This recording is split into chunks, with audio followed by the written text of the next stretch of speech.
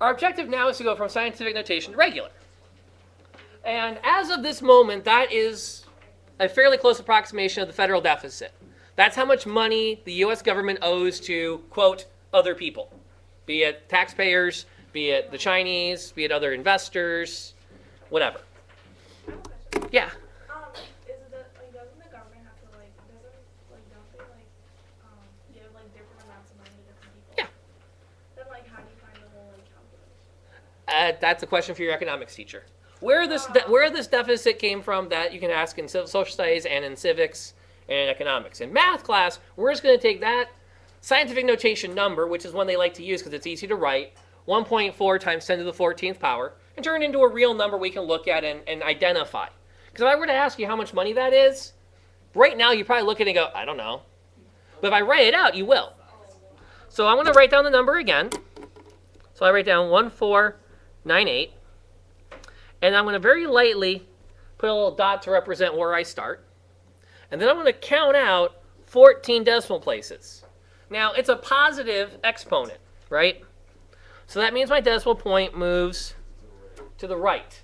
And the way to remember, positive exponents in scientific notation represent big numbers.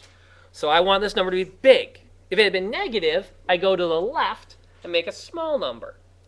So let's count out our 14.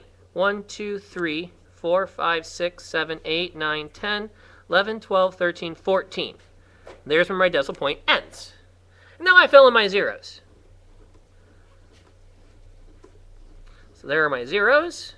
And let's put some commas in so I can evaluate. Thousands, millions, billions, trillions.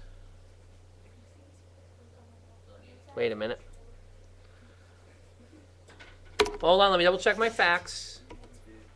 Oops, I did. Well, okay. This would be the correct representation of the scientific notation number I gave you. In the name of full disclosure, and in case somebody actually watches this and yells at me for lying to you guys, the federal deficit is really 4.98 times 10 to the 13th power. It's not that bad. It's not 149 trillion, ones, thousands, millions, billions, trillions. It's not $149 trillion, it's only $14 trillion. So, sorry. But that would be scientific notation to regular notation. We can take really little numbers and do the same thing. And again, I'll just make a random one up for this.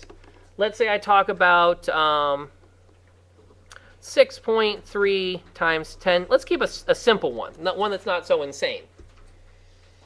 6.3 times 10 to the negative third power. Can we do one on the board?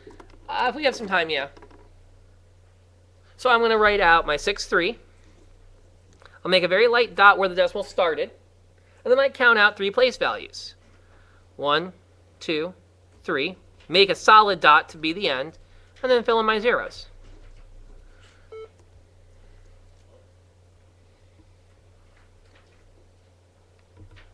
And that would be my scientific notation and my standard notation. Now you'll also see some people say, let's put a 0 on the front end of that decimal point to emphasize where the decimal is. Because sometimes just a dot and then stuff gets lost.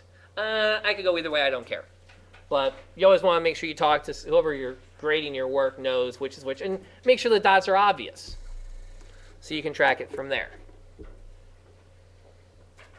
I feel bad about that, guys. I really am sorry. The deficit's not nearly as bad as it looks. It's only about 15 trillion. It's not 150 trillion.